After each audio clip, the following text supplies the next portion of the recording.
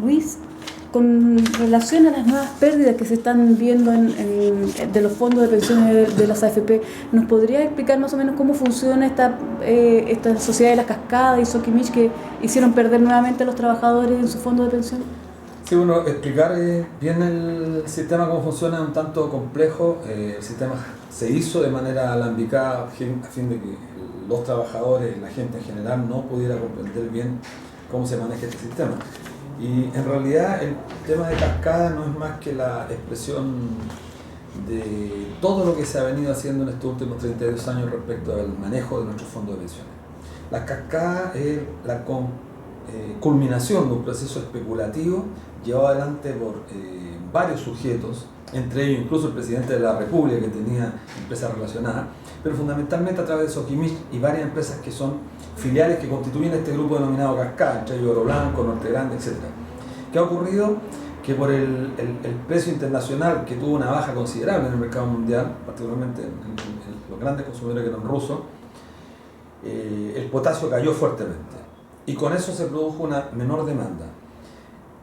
Producto de eso hubo una baja en el precio de las acciones, pero nos dimos cuenta una vez más que todas estas empresas filiales de Sokimich, que era la empresa principal, son empresas que están fundadas y sostenidas sobre la más absoluta especulación, un juego permanente de emitir acciones de manera tal que los accionistas pequeños colocan dinero, después las venden ellos, las venden baratas, las venden caras y las compran muy baratas, a un precio bastante bajo. Con eso afectan a los pequeños inversionistas y por esa vía especulan con los fondos de pensión. Las AFP actualmente son propietarias de más del 14,7% de Oro Blanco, por ejemplo, y este Oro Blanco participa directamente con Sokimich. ¿Cuál es el problema de fondo? Que la propia superintendenta ha reconocido que de no mediar una solución respecto de que los accionistas capitalicen las empresas, que las AFP concurran a capitalización a pesar de que se han opuesto por el riesgo que esto implica, la pérdida podría ser mucho más grande. Se hablan incluso cantidades cercanas a los 900 millones de dólares, una cifra bastante alarmante, toda vez que no hace mucho perdimos 1.900 millones con la Polar y el año 2008 perdimos más de 28.000 millones de dólares producto de la especulación financiera. Entonces este es un sistema totalmente fracasado. Lo más trágico, lo más, yo diría vergonzoso, es que las AFP al mes de septiembre de este año habían acumulado utilidades por 539 millones de dólares, es decir, un 30% más de lo que obtuvieron el año pasado.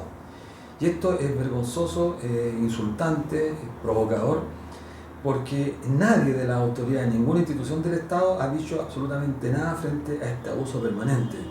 Las AFP ganan 539 millones de dólares, los ejecutivos se van a aumentar sus altas remuneraciones en más de 20%, los directores están percibiendo más de 1.500 millones de ingresos anuales como consecuencia de la administración especulativa que se tiene en el mercado nacional e internacional. Y, lo más importante, los trabajadores, los que son propietarios de esos capitales, esos grandes capitales, más de 160.000 millones de dólares, están recibiendo como pensiones al mes de octubre de este año promedio 165.000 pesos de todo el sistema.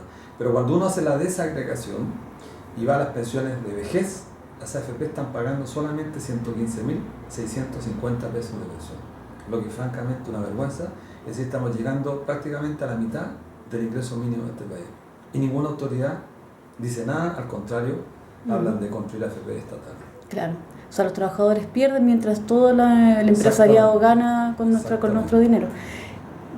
Hablaste de la AFP estatal, es una propuesta que se está escuchando en estos momentos. Exactamente. ¿Solucionaría el problema que, por ejemplo, las pérdidas que se están generando ahora? En lo absoluto, y esto es lo más grave porque quienes conformamos parte del comando No Más AFP a nivel nacional, que se constituyó en Santiago, en Concepción, en Valdivia, en Arica, en distintas ciudades del país, durante largo tiempo y particularmente durante este año dijimos que aquí lo que hay que hacer es acabar con las AFP e instalar un régimen fundado en la seguridad social, un régimen de reparto con aporte tripartito y que efectivamente tenga como objetivo pagar pensión y no el lucro.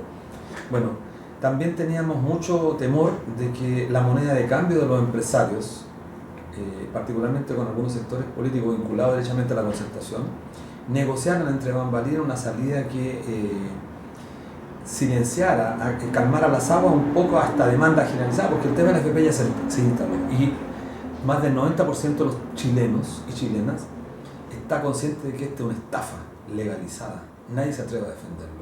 Entonces dijeron, bueno, AFP estatal, plantea una de las candidatas, lo que es totalmente absurdo, significa desconocer la demanda de los trabajadores. Una AFP no va a hacer más que administrar con las mismas normas, con las mismas estrategias financieras, fondos de los trabajadores. Y para que tengan rentabilidad igual, o mejor incluso que el resto de las AFP privadas, va a tener que salir a concurrir con esos recursos a especular en el mercado financiero internacional. ¿Cuál es la ventaja que supuestamente nos entregaría? Que tendría un costo mínimo de administración, lo que puede ser cierto, pero es marginal para los efectos de las pensiones. Es marginal. Porque finalmente este sistema está construido sobre la base de que hay que especular con los fondos para generar rentabilidad.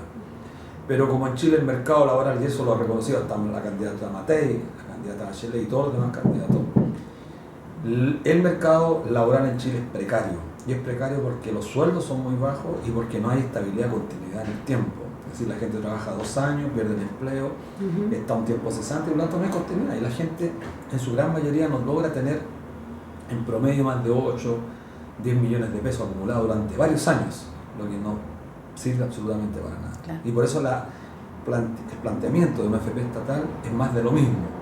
Significa tener un banco del Estado como hoy día existe en el conjunto del sistema financiero, es decir, un banco que estafa a la gente como lo hizo el señor Esteves, estafando a la gente, un fallo lo demostró, conculcando derechos fundamentales, estas instituciones públicas, como ocurre hoy día con los trabajadores del sector público, y un banco del Estado además que en algunos productos y servicios es más caro que la banca privada, claro. Es más ineficiente en muchas de las áreas, porque el Banco del Estado no cumple un rol de desarrollo, de fomento a la pequeña y a la mediana empresa. Es un banco más de lo mismo, porque el único cambio que la propiedad es pública. Aquí sería lo mismo, otra FP más con capitales públicos y con lo más grave, y esto tienen que saber los trabajadores, con el cuoteo político.